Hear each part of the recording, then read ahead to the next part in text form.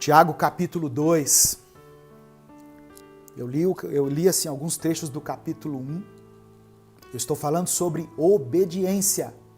Obediência à palavra. Tiago capítulo 2, a partir do verso 1. E eu vou ler até o verso 9. Olha o que diz. Meus irmãos, como crentes em nosso glorioso Senhor Jesus Cristo, não façam diferença entre as pessoas. Não façam acepção de pessoas, tratando-as com favoritismo. Nós somos mestres em agir dessa forma. Chegou alguém que tem um título, que tem um cargo, que tem um nome, ou então que tem uma gravata, um terno, nós tratamos aquela pessoa com excelência. Chegou um pobre, um pé no chão, a gente trata ele de qualquer maneira. Nós somos assim. Somos assim. Você vai receber uma pessoa muito importante na sua casa.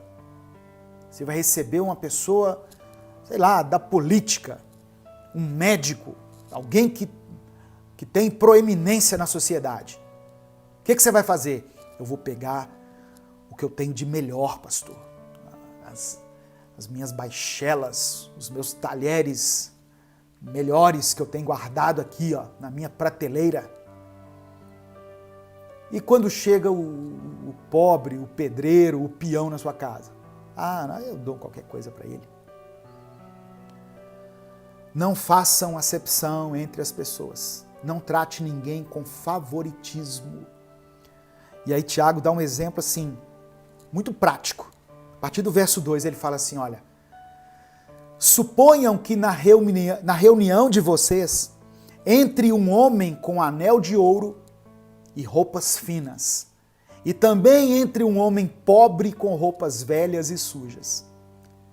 Se vocês derem atenção especial ao homem que está vestido com roupas finas e disserem, aqui está um lugar apropriado para o Senhor, mas disserem ao pobre, você fique de pé ali, ou sente-se no chão, junto ao estrado onde ponho os meus pés, não estarão fazendo discriminação, fazendo julgamentos com critérios errados? O povo evangélico é mestre em fazer isso. Até que hoje em dia, algumas denominações foram libertas do uso da gravata. Mas quem era um pastor para pregar antes sem gravata? Como se a gravata é que desse a unção para o camarada. Eu já cheguei em igreja para pregar, irmãos, normal assim, igual eu tô aqui, ó, camisa de manga, de botão, só que estava muito calor, eu não ia colocar um terno, uma gravata. E eu cheguei, aí a pessoa responsável pela igreja veio, viu o carro parando, né, na porta ali, eu e um discípulo, um amigo, aí ela olhou para nós assim e falou assim, mas cadê o pastor? Aí eu falei, sou eu, ué. Aí eu percebi aquele olhar assim, de cima a baixo, sabe, na minha roupa. Eu senti ali uma discriminação por causa da roupa que eu estava usando. Como se o terno, a gravata, fosse me conceder alguma unção.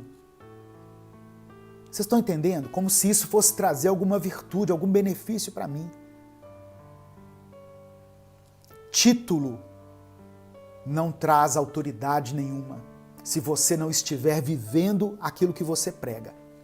Isso é que dá unção. Depois que Jesus pregou o Sermão do Monte, o texto da Bíblia, a mensagem, diz que ele foi aplaudido. As pessoas ficaram maravilhadas, porque ele ensinava como quem tinha autoridade. Ou seja, Jesus estava ensinando aquilo que ele, na verdade, estava vivendo. O que traz unção sobre a vida de alguém não é a roupa de grife que ela usa, não é o tanto que ela conhece de Bíblia, porque tem gente que recita versículos de cor igual um dicionário, né? Igual um livro ambulante. Eu não tenho essa habilidade. Tudo que eu estou falando para você aqui está escrito aqui na minha frente. Eu tenho eu vou dizer, esse cuidado, né, em anotar tudo aqui, até para ganhar tempo às vezes, né, de procurar alguma coisa, mas eu não consigo guardar tantos versículos assim. Mas eu sei que não é isso que me dá mais ou menos unção, não é isso que faz com que eu seja mais ou menos usado ou usada por Deus, mas sim o fato de eu estar vivendo aquilo que eu estou pregando.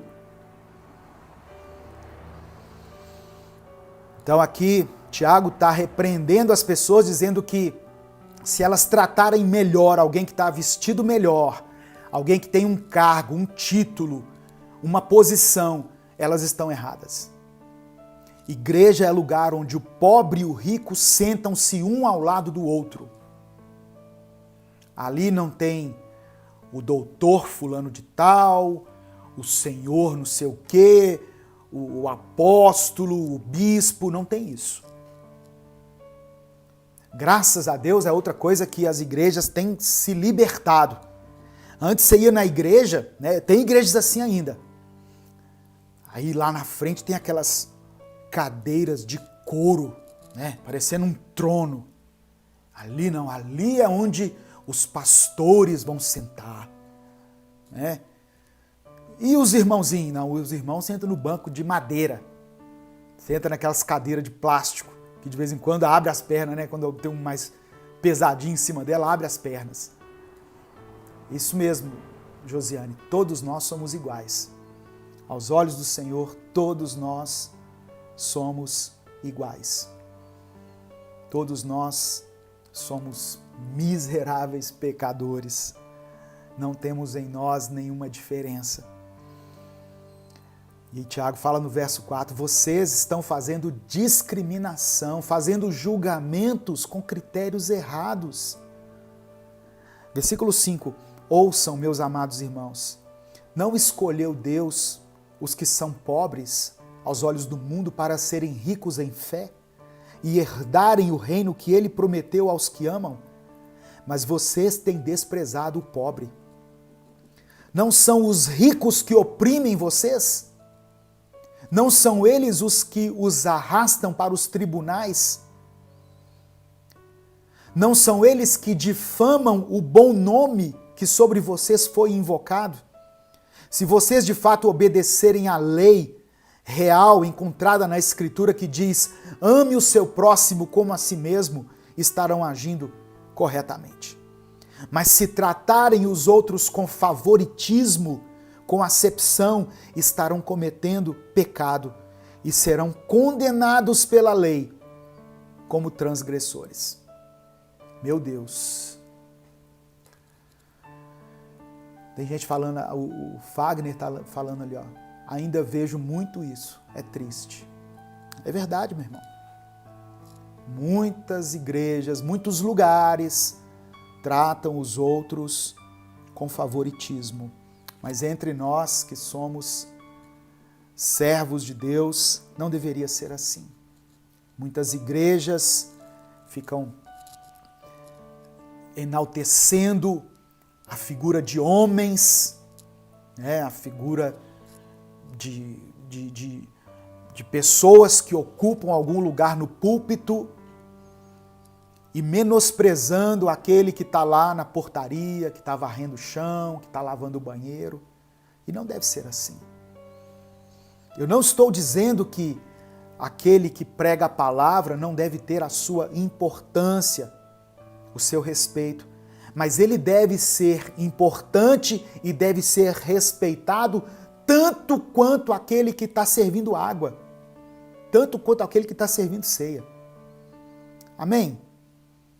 Quantos estão entendendo, digam amém. Coloca aí no seu comentário aí, no nome de Jesus. Aí eu pulo, irmãos, para o versículo 14 ao verso 17, né? Já estamos caminhando para o final aqui desse ensinamento. que diz assim, olha, Tiago capítulo 2, do verso 14 ao verso 17. Amigos, vocês acham que chegarão a algum lugar apenas ouvindo, sem partirem para a prática? Falar sobre fé prova que alguém tem fé? Por exemplo, eu gosto de Tiago que ele vai no exemplo, ele vai na prática. Olha o que ele fala. Por exemplo, se você encontra um velho amigo desempregado e em situação difícil e vendo suas lutas, você diz, meu amigo, Deus te ajude, Deus te abençoe, e depois vai embora sem nem lhe oferecer nada, aonde isso o leva? Não é óbvio que falar de Deus sem atitude coerente não tem o mínimo sentido? Outra coisa aqui que tem a ver com obedecer a palavra. Você está sabendo de alguém que está numa dificuldade financeira, que está desempregado, alguém que tem família, que está com conta de luz atrasada, conta de água atrasada, que está passando por uma dificuldade na sua casa, e você simplesmente fala com ele assim, Deus te ajude, Deus te abençoe. Amém, Deus ajuda, Deus abençoa, mas muitas vezes Deus quer usar a sua vida para abençoar. É a sua vida que Ele quer usar como um canal de bênção. Ah, pastor, não tem nada para dar. Ninguém é tão pobre e miserável que não tenha nada para oferecer, irmãos. Às vezes uma roupa que está no seu guarda-roupa aí, ó, parada, para alguém que receber vai ser a roupa de domingo, a roupa de ver Deus. Uma roupa que você nem lembra mais que tem. Um sapato que você nem gosta tanto assim, mas está guardado lá. Tem 10 anos que está guardado lá. Poderia estar calçando os pés de alguém. Mas você encontra com a pessoa, você encontra com esse amigo, esse conhecido, sabe que ele está em dificuldade, simplesmente diz assim, Deus te abençoe, vai com Deus. Obediência. Obediência.